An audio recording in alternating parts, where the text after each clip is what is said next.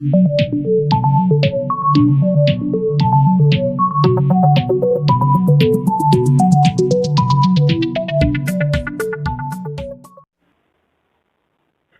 Students, class 12 के physics में आज हमें पढ़ना है self inductance of A solenoid. ये इलेक्ट्रोमैग्नेटिक इंडक्शन लेसन में है। चूंकि हमने सेल्फ इंडक्टेंस पिछले वीडियो में पढ़ा, तो आज जान ले किसी सोलेनॉइड, यानी सोलेनॉइड क्या है, कॉइल है।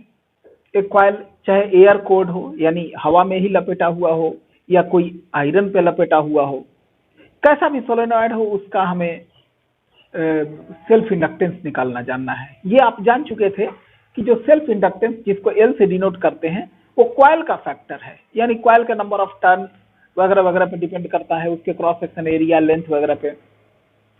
तो आज हम लोग उसका रिलेशन, उसका एक्सप्रेशन जानेंगे कि एक कॉइल का, यानी एक सोलेनॉइड का सेल्फ इंडक्टेंस कितना होता है। जैसे मान लीजिए ये कोई सोलेनॉइड है, लॉन्ग सोलेनॉइड है, यानी सोलेनॉइड की लंबाई के सामने क्रॉस सेक्शन एरिया बहुत छोटा है। मान लीजिए इस सोलेनॉइड की जो लंबाई है वो है L, और क्रॉस सेक्शन एरिया यानी इसके मोटाई का एरिया जो है वो है A। ऐसा बना देता हूं, इसका मोटाई का एरिया जो है A है, क्रॉस सेक्शन एरिया A है। और इस सोलेनॉइड में मान लीजिए करंट I बह रहा है, तो जाहिर है कि इसके अपने मैग्नेटिक लाइंस बनेंगे।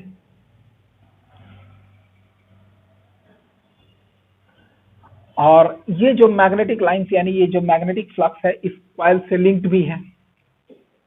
तो इसी के कारण इसमें सेल्फ इंडक्टेंस होगा, यानी बैक ईएमएफ प्रोड्यूस होगा। तो पहले जान ले कि अगर किसी सोलेनॉइड में करंट I बह रहा हो, तो इस सोलेनॉइड के अंदर में मैग्नेटिक फील्ड कितना होता है। तो वो हम लोग जानते हैं, B = μ0 Ni। ये जो स्मॉल n है, नंबर ऑफ टर्न्स पर यूनिट लेंथ है, तो हम लोग इसको भी ऐसे भी लिख सकते हैं, total number of turns in the solenoid divided by length of the solenoid. इस स्मॉल n के जगह पे बैठ गया, और ये I, ये हो गया magnetic field inside a solenoid. अब ये आपको जानना है कि इस मैग्नेटिक, हम लोग आप ऐसा मान सकते हैं कि इतने मैग्नेटिक फील्ड में ये सोलेनॉइड है, यानी इस मैग्नेटिक फील्ड के मैग्नेटिक फ्लक्स से लिंक्ड है ये सोलेनॉइड। तो flux linked with the solenoid phi = तो वो होता है B × A। तो मैग्नेटिक फील्ड सोलेनॉइड में कितना है, μ0 N/Li, और इसका क्रॉस सेक्शन एरिया A। और अगर ये देखिए, अगर एक टर्न का केवल लूप हो तो उसमें फ्लक्स लिंक्ड B × A होगा। और नंबर ऑफ टर्न्स मान लीजिए सोलेनॉइड में n है, तो total flux linked with the solenoid NBA, तो एक n यहाँ आ जाएगा। तो इस प्रकार आप क्या देख रहे हैं कि फाई = आ गया μ0 N² Ia/L। ये फ्लक्स आ गया, flux linked with the solenoid.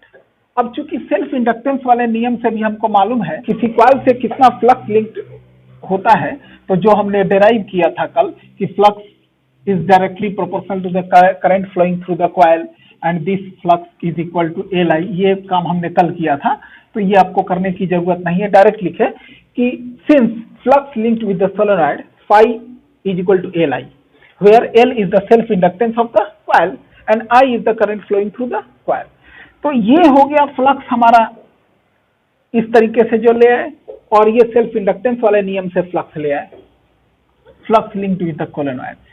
तो इस प्रकार अब इन दोनों इक्वेशन को इक्वेट करेंगे। ये जो फ्लक्स यहाँ ले आए हैं हम लोग कि कितना magnetic flux linked with solenoid है, और दूसरा सेल्फ इंडक्टेंस वाले नियम से ले आए, इन दोनों को इक्वेट करेंगे फ्रॉम फर्स्ट एंड सेकेंड। तो ये हो गया Li = μ0 N² Ia/L। तो यहाँ आपका दोनों ओर I कैंसिल आउट हो जाएगा, और L = बचा μ0 N² I तो कैंसिल आउट हो गया A/L। और अगर मान लीजिए कि टोटल नंबर ऑफ टर्न्स के जगह पर आप NL बैठा सकते हैं, क्योंकि हम लोग जानते हैं कि number of turn per unit length होता है n अपॉन एल।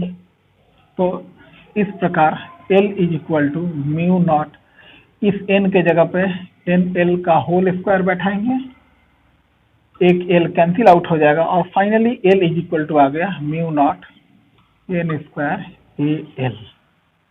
यानी ये भी एक्सप्रेशन है, ये भी स्टैंडर्ड एक्सप्रेशन है। ये है टोटल नंबर ऑफ टर्न्स के रूप में और ये है नंबर ऑफ टर्न्स पर यूनिट लेंथ के रूप में। तो इस एक्सप्रेशन को मैं लिखा देता हूं, आप लिख लें।